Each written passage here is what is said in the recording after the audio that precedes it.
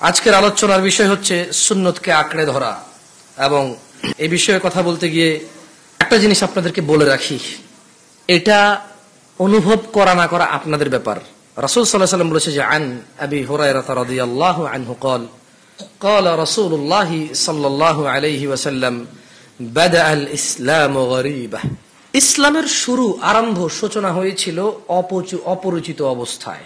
মানে আপনি যেই দিনের উপরে টিকে আছেন এটা অপরিচিত অবস্থায় শুরু হয়েছে, এখনো এটা ঠিক।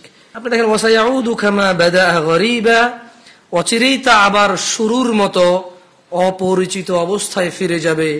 ফাতুবা লিল গুরাবা, সুতরাং এরূপ অপরিচিত অবস্থায়ও যারা সঠিক ইসলামের উপর টিকে থাকবে তাদের জন্য সুসংবাদ। ওয়াসায়াউদু কামা বাদা গরীবা, অচিরেই এই ইসলাম অপরিচিত অবস্থায় ফিরে যাবে। মুসলমান হবে, জুমায় জায়গা হবে না, ফজরে খালি থাকবে। ঈদে জায়গা হবে না, ফজরে খালি থাকবে। ওয়াজ মাহফিলে জায়গা হবে না, মসজিদ খালি থাকবে। খালি থাকবে সঠিক ইবাদতের উৎসগুলো, যেটা মানুষকে সঠিক দিক নির্দেশনা দিবে, সেগুলো খালি থাকবে। কুল, যারা আপনারা আল্লাহের ভালোবাসা পেতে চান, আল্লাহর ভালোবাসায় নিজেকে সিক্ত করতে চান, নিজেকে জান্নাতের দিকে অগ্রগামী করতে চান, তাদের জন্য কোরআনুল কারীম থেকে একটাই নসিহত করব।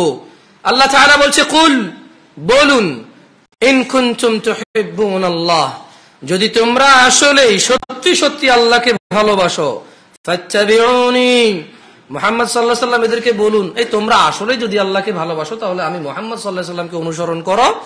ইউহিব্বুকুমুল্লাহ, যদি কোন মানুষ ইবাদতের ক্ষেত্রে মুহাম্মদ সাল্লাল্লাহু আলাইহি ওয়াসাল্লামের নির্দেশের অপেক্ষা করে, আদেশের অপেক্ষা করে, আদেশ যা পেয়েছে ঠিক তাই করে, ইউহিব্বুকুমুল্লাহ, আল্লাহ এদের সবাইকে আল্লাহ নিজেই ভালোবাসবে। ওয়াগফির লাকুম, ভালোবেসে এদের সবার গুনাহ ক্ষমা করে দেবে। যুনুবাকুম, গুনাহগুলো ক্ষমা করে দেবে।